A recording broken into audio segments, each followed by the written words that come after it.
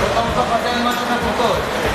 Какой крутой? Вот он крутой. В этот районе, кроме меня, есть крутой, а? Есть, конечно, вот он. Hold up. Hey, for my niggas who be